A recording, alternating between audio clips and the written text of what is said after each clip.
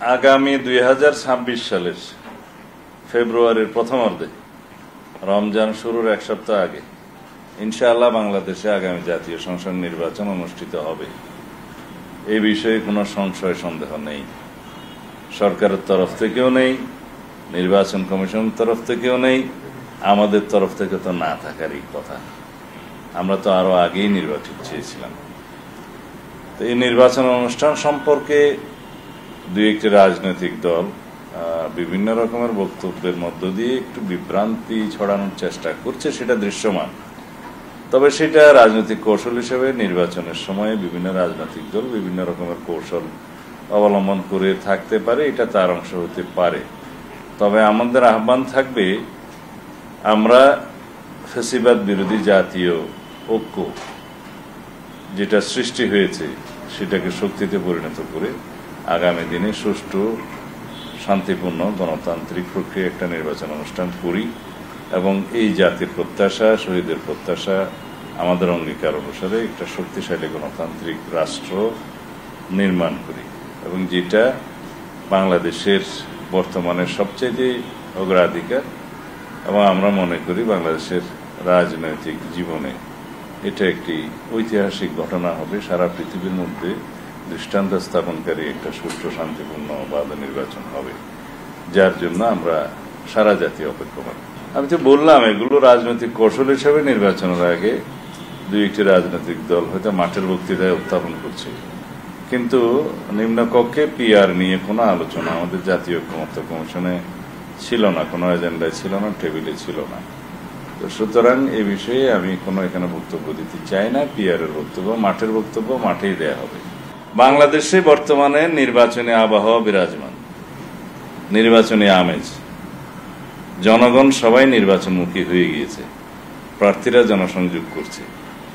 এখন বাংলাদেশের নির্বাচনের বিরুদ্ধে যারাই কথা বলবে তারা জাতীয় রাজনীতি থেকে নিজেরাই মাইনাস হয়ে যাওয়ার সম্ভাবনা আছে। তখন সেই ঝুঁকি যদি কোনো রাজনৈতিক দল নেয়, নিতে পারে। জুলাই জাতীয় সনদ 2025-এর সংশোধিত খসড়া যেটা আমাদের কাছে প্রেরণ করা হয়েছিল, আমরা আমাদের দলের পক্ষ থেকে গত 20 তারিখে সেটা আমাদের জবাব, মতামত সহ দিয়ে দিয়েছি। তার মধ্যে যেটা অঙ্গীকারনামার অংশ আছে, শেষ 2 পৃষ্ঠা, সে অঙ্গীকারনামার কিছু কিছু বিষয় আমাদের কাছে একটু অযৌক্তিক এবং অগ্রহণযোগ্য মনে হয়েছে এবং ক্ষেত্রমতে এটা অসাংবিধানিক বলে মনে হয়েছে, সেটা আমাদের মতামত দিয়েছি। বিকল্প প্রস্তাবের ক্ষেত্রে আমরা যখন আলোচনা হবে তখন আমরা আমাদের বিকল্প প্রস্তাব দিতে পারব। যেই প্রস্তাব বৈধ হবে, আইনানুগ হবে এবং সাংবিধানিক বিধান মতে হবে বা সাংবিধানিক প্রক্রিয়ায় হবে, সেটা আমরা গ্রহণ করবো আলাপ আলোচনার মধ্য দিয়ে। আমরা সবসময় বিশ্বাস করি জাতীয় ঐক্যমত্য কমিশনের আলাপ আলোচনার মধ্য দিয়ে যেভাবে জুলাই জাতীয় সনদ প্রণীত হয়েছে বলা যায়, সেটার বাস্তবায়ন প্রক্রিয়া নিয়েও সবাই আমরা আলোচনার মধ্য দিয়ে একটা বৈধ আইনি প্রক্রিয়া বের করতে পারব। এ নিয়ে যে সমস্ত আলাপ আলোচনা শোনা যাচ্ছে, বিশেষজ্ঞদের সাথে আলোচনা করেছেন ঐক্যমত্য কমিশন, পত্রিকায় দেখলাম যেগুলো এসছে, তার মধ্যে অনেকগুলো মতামত উঠে এসছে। সেগুলোর বিষয়ে আমরা বিস্তারিত আলোচনা যখন হবে তখন বলবো। আর অন্যান্য প্রতিক্রিয়া আমরা ইতিপূর্বেও দিয়েছি যে এমন কোনো প্রস্তাব দেওয়া যাবে না যে কোনো রাজনৈতিক সমঝোতার দলিল সংবিধানের উপরে স্থান পায়। এমন কোনো প্রস্তাব গ্রহণযোগ্য হবে না যে এই বিষয়ে কোনো আদালতে প্রশ্নই উত্থাপন করা যাবে না, সেটা সঠিক হবে না। আর এমন কোনো বিষয় উত্থাপিত হতে পারে, এমন কোনো বিষয় গ্রহণযোগ্য হবে না যেটা যে শুধুমাত্র এখতিয়ার নির্ধারণ করে দেয়া হবে যে সুপ্রিম কোর্ট এটার ব্যাখ্যা দিতে পারবে। এগুলো আইনানুগ বিষয়, সাংবিধানিক বিষয় আলাপ আলোচনার মধ্য দিয়ে আমরা একটা জায়গায় আসতে পারবো। তবে সংবিধানের বাইরে যে সমস্ত সংস্কার প্রস্তাবগুলো ঐক্যমতের ভিত্তিতে নির্ধারিত হয়েছে, সেগুলো বাস্তবায়ন করতে সরকার সবসময় মুক্ত, স্বাধীন। তারা এখনই যে সমস্ত অর্ডিন্যান্স এবং নির্বাহী আদেশের মধ্য দিয়ে সেগুলো বাস্তবায়ন করছে, সেটা চালু থাকতে পারে এবং নির্বাচনের আগেই যথেষ্ট সময় আছে, সেই সময়ের ভিতরে সেগুলো বাস্তবায়ন হবে। শুধুমাত্র সংবিধানের অংশগুলো যেগুলো সংশোধিত হবে সেটার বৈধ প্রক্রিয়া দিন শেষে পরবর্তী পার্লামেন্টেই অনুমোদনের জন্য যেতে হবে। তো সুতরাং এটা যেন আমরা সবাই বিবেচনায় নেই। আশা করি সকল রাজনৈতিক দল তারা আলোচনার মধ্য দিয়ে একটা জায়গায় আসতে পারবে যেটা গ্রহণযোগ্য হবে। দু একটা পত্রিকায় আমি দেখেছি এরকম একটা রিভিল হয়েছে যে মতামত কেউ কেউ দিয়েছে যে কনস্টিটিউশনাল অর্ডারের মধ্য দিয়ে এই সংস্কার প্রস্তাবগুলো কার্যকর করা যায় কিনা। তো কনস্টিটিউশনাল অর্ডার বলতে এটা অর্ডিন্যান্সও বোঝায় না। সাধারণত কনস্টিটিউশনাল অর্ডারগুলোকে প্রোক্লামেশন বলা হয়ে থাকে। যে সময় কনস্টিটিউশন বহাল থাকে না, স্থগিত থাকে, তখন সামরিক শাসনের সময় অথবা অন্যান্য অবস্থায় যখন সংবিধানকে স্থগিত করা হয় তখন কনস্টিটিউশনাল অর্ডারের দরকার হয় রাষ্ট্র পরিচালনার জন্য। কিন্তু সেই অর্ডারগুলো পরবর্তী পার্লামেন্টে রেটিফিকেশন করতে হয় অথবা সাংবিধানিক সংশোধনের মধ্য দিয়ে সেটা বৈধতা দিতে হয়। আমাদের তো একটা কনস্টিটিউশন এখন আছে এবং কনস্টিটিউশনটা চালু আছে, স্থগিত করা হয়নি। এই কনস্টিটিউশন অনুসারেই সরকার শপথ নিয়েছে এবং কনস্টিটিউশন অনুসারেই বর্তমানে জুডিশিয়ারি চলছে, প্রশাসন চলছে, সবকিছু চলছে। তো এই অবস্থায় কনস্টিটিউশনাল অর্ডার ইস্যু করারই তো কোনো মৌকা নাই, প্রয়োজনীয়তাও নাই। এমন না যে এগুলো এই কনস্টিটিউশনের বিধানগুলো যেগুলো সংশোধিত হবে সেগুলো আজকেই ইন অ্যাকশনে না থাকলে রাষ্ট্র চলছে না, এমন কোনো পরিস্থিতি তো নাই। রাষ্ট্র চলছে, সাংবিধানিকভাবেই চলছে। কিন্তু আমরা যে সমস্ত বিধানগুলো সাংবিধানিক পরিবর্তনগুলো আনতে চাই সংস্কারের জন্য, সেই বিধানগুলো তো ঐক্যমত্য সৃষ্টি হলেই সেটা পরবর্তীতে বাস্তবায়ন হবে, তখন রাষ্ট্র সেইভাবে চলবে। সাপোজ আমরা কেয়ারটেকার সরকারের বিধান বহাল হোক, সেই জন্য দীর্ঘ 17 বছর 16-17 বছর সংগ্রাম করেছি, সেটা জাতি একমত হয়েছে, এই বিষয়ে কারো কোনো দ্বিমত নেই। কিন্তু বর্তমানে কি কেয়ারটেকার সরকার আছে? নাই। কেয়ারটেকার সরকার হবে কখন? যখন আমরা সাংবিধানিকভাবে সেটা ধারণ করব, তার পরবর্তী নির্বাচন কেয়ারটেকার হবে। কিন্তু এখন তো অন্তর্বর্তীকালীন সরকারের অধীনে আমরা নির্বাচনে যাচ্ছি, তো সুতরাং এই বিষয়ে তো কারো কোনো দ্বিমত নেই। তা এখন এই বিধানগুলো আজকেই যদি বহাল হয় তাহলে একটা সাংঘর্ষিক পরিস্থিতির সৃষ্টি হবে কনস্টিটিউশনের সাথে বর্তমানে, সেটা সঠিক হবে না। আরো অনেক বিধান আছে, জুডিশিয়ারির ক্ষেত্রে বিধান আছে যেগুলো আমরা একমত হয়েছি, রাষ্ট্রপতির ক্ষমতায়নের বিধান আছে যেগুলো আমরা একমত হয়েছি। সেগুলো যদি আজকেই কার্যকরিতা দিতে হয় তাহলে চালু বর্তমান সংবিধানের সাথে সাংঘর্ষিক হবে, এটা কখনোই আমরা কামনা করতে পারি না। সুতরাং যে বিধানগুলো দিন শেষে পার্লামেন্টে গৃহীত হওয়ার পরেই কার্যকর হবে সেগুলো আমরা নির্ধারণ করে একমত হই এবং সেই বিষয়ে একটা জাতীয় ঐক্যমত্য সৃষ্টি হয়েছে অলরেডি। বাস্তবায়নের জন্য আমরা আমাদের অনেক বিকল্প প্রস্তাব আমরা দিয়েছি, সামনে আরো দেব। বাস্তবায়নের জন্য যেটা সবাই এগ্রিড হবে সেই জায়গায় আমরা যাব। বিদ্যমান সংবিধানের বিধান এবং সামনে প্রস্তাবিত যে সমস্ত সংশোধনী প্রস্তাব এসছে তার মধ্যে নিম্নকক্ষে 2/3 ভোটের মধ্য দিয়েই সংবিধানের সংশোধনী গৃহীত হবে। এই ব্যবস্থায় কোনো পরিবর্তন আনা হয়নি। তবে এখানে যে সমস্ত বিধানের পরিবর্তনের ক্ষেত্রে গণভোটের প্রয়োজন হয় সেই ক্ষেত্রে গণভোট প্রয়োজন হবে।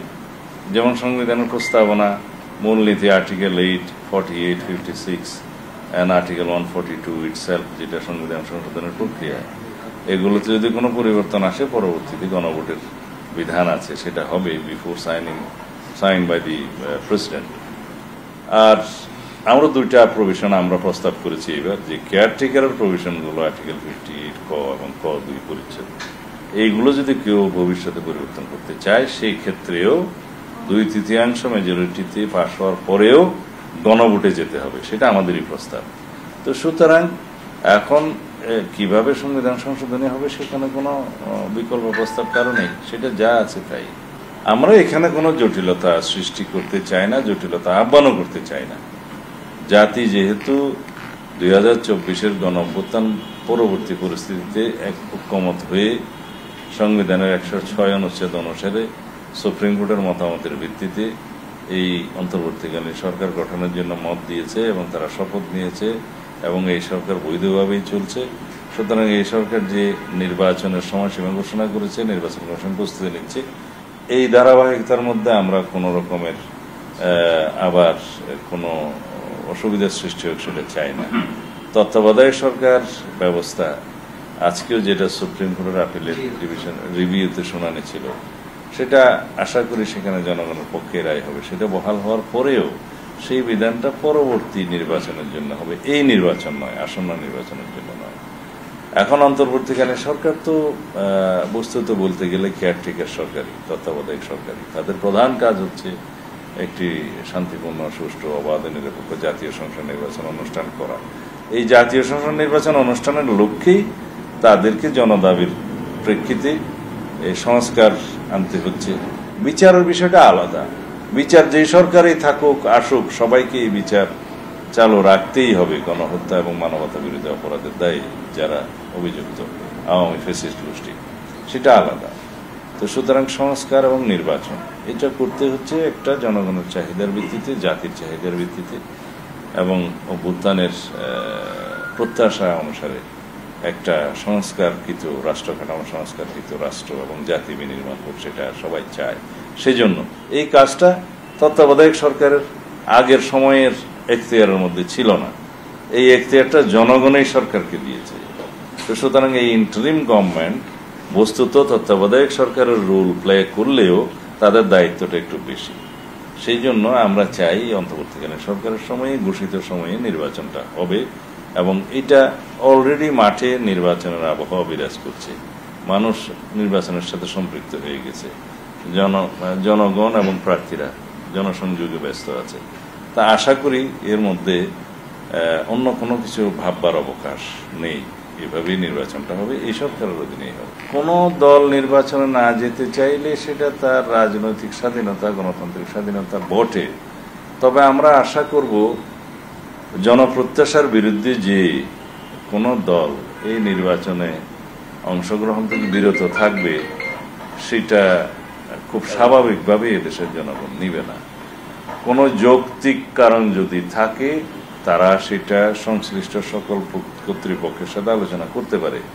অন্তর্বর্তীকালীন সরকার, নির্বাচন কমিশন, জাতীয় ঐক্যমত্য কমিশন, এমনকি মাঠেও তারা তাদের সে বক্তব্য দিতে পারে। কিন্তু আগামীর নির্বাচন যারা বয়কট করবে বিভিন্ন ঠুনকো বাহানায়, তারা বাংলাদেশের জাতীয় রাজনীতি থেকে ভবিষ্যতে নিজেরাই মাইনাস হয়ে যাওয়ার একটা সম্ভাবনা থাকবে। আশা করি সেই ঝুঁকি কেউ নেবে না। অবশ্যই সেটা জাতীয় ঐক্যমত্য সৃষ্টি হয়েছে, এখন সনদ স্বাক্ষরিত হবে, বাস্তবায়ন হবে বলে আশা করি। আমরা আমাদের কমিটমেন্টেই থাকব। বিএনপির পক্ষ থেকে আমরা যেটা প্রস্তাব দিয়েছি যে আসন্ন জাতীয় সংসদ নির্বাচনেও 5% সরাসরি ভোটের ক্ষেত্রে 300 সিটের মধ্যে 5% মহিলাদেরকে সরাসরি নির্বাচনের জন্য আমরা মনোনয়ন দেব। তবে ঐক্যমত্য কমিশনে এই বিষয়টি এইভাবে লেখা হয়েছে যে রাজনৈতিক দলগুলোকে আহ্বান জানানো হবে তারা যেন এই আসন্ন নির্বাচনে 5% মহিলাদেরকে সরাসরি নির্বাচনের জন্য মনোনয়ন দেয়। তবে আমরা যেহেতু আমাদের দলের পক্ষ থেকে প্রস্তাব করেছি, আমরা আমাদের প্রতিশ্রুতিতে আছি। না, আমরা বারবারই বলেছি যে বাংলাদেশ জামাত ইসলামীর সাথে আমাদের নির্বাচনে জোট হওয়ার কোনো সম্ভাবনা নেই। অন্যান্য দলের ক্ষেত্রে যুগপৎ আন্দোলনে যারা আমাদের সাথে সঙ্গী ছিলেন, তাদের সাথে আমাদের প্রতিশ্রুতি আছে, তাদেরকে সাথে নিয়ে আমরা নির্বাচন করব। এমনকি আগামী দিনে যদি আমরা সরকার গঠনের সুযোগ পাই, তারাও সরকারের অংশ হিসেবে থাকবেন। আরেকটা বিষয় হচ্ছে অন্যান্য রাজনৈতিক দলের ক্ষেত্রে জোটের মধ্যে আমরা আনবো কিনা নির্বাচনী জোটে। সেখানে আমরা বলেছি যে বেশ কয়েকটি ইসলামী দলের সাথে আমাদের আলোচনা আছে, আলোচনা চলছে, যারা বাংলাদেশের একটা বিশাল জনগোষ্ঠীর প্রতিনিধিত্ব করে।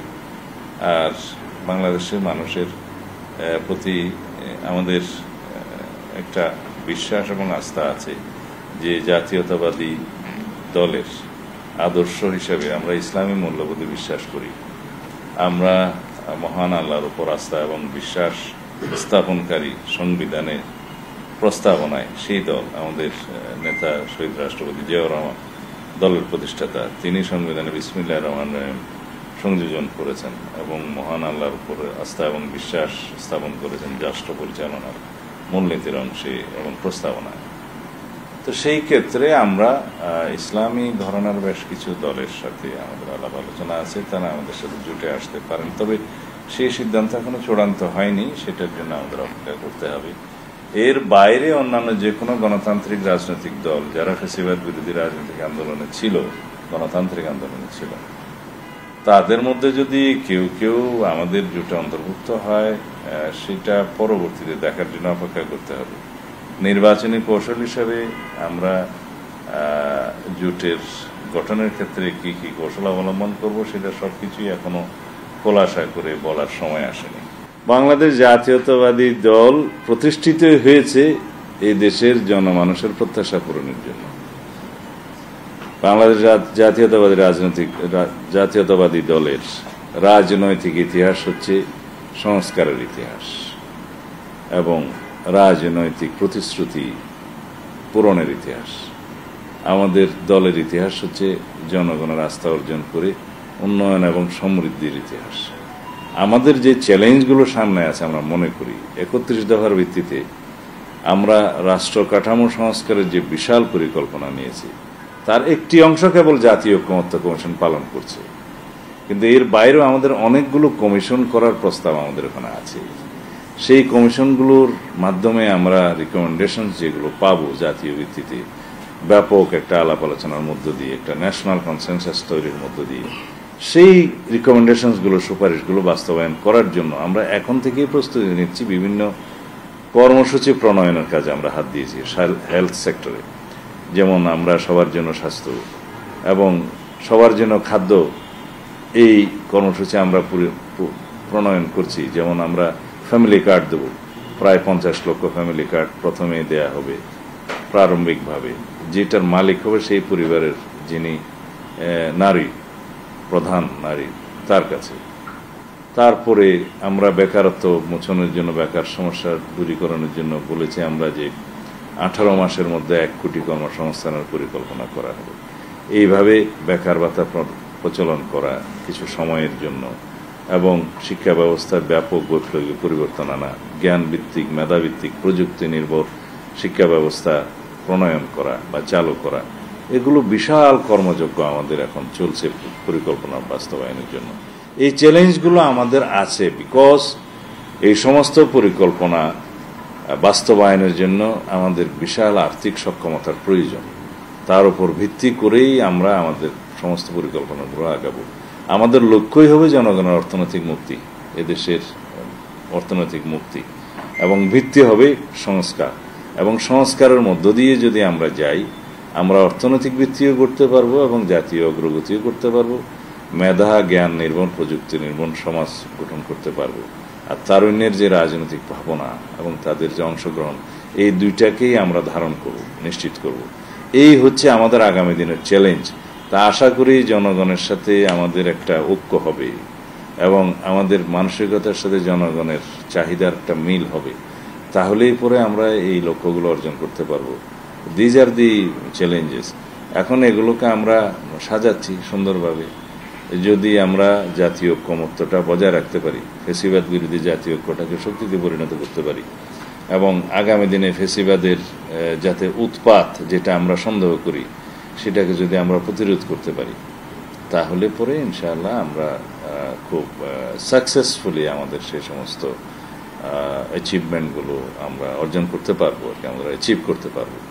সেটা আমাদের বিশ্বাস এবং সেটা আমাদের ধারণা, এই প্রত্যয়টা আমরা ব্যক্ত করছি। এখন একটা সর্ববৃহৎ রাজনৈতিক দল, গণতান্ত্রিক রাজনৈতিক দল হিসেবে বিএনপির মনোনয়নের জন্য অনেকেই চাইবেন প্রতি নির্বাচনী এলাকায়। আমাদের একাধিক প্রার্থী আছে, যোগ্য প্রার্থী আছে, কিন্তু আমরা প্রার্থী বাছাইয়ের ক্ষেত্রে কয়েকটি ক্রাইটেরিয়া নির্ধারণ করেছি। প্রথমত হলো যে বিগত ফ্যাসিবাদ বিরোধী গণতান্ত্রিক আন্দোলনে তাদের ভূমিকা কি, তারা রাজনীতিতে কতটা বেশি পরিপক্ক, সেই এলাকায় কিরকম জনপ্রিয়, জনগণ তাকে প্রার্থী হিসেবে চায় কিনা এবং প্রার্থী হিসেবে দিলে নির্বাচিত হতে পারবে কিনা, এটা একটা সাইড। দ্বিতীয় সাইড হচ্ছে আমরা চাইব আগামী জাতীয় সংসদটা মেধাভিত্তিক হোক, একটা মেধাবীদের পাঠশালা হোক এবং জাতীয় জীবনে যেন তারা গুরুত্বপূর্ণ ভূমিকা পালন করতে পারে, যাতে জাতিকে সমৃদ্ধ করতে পারে।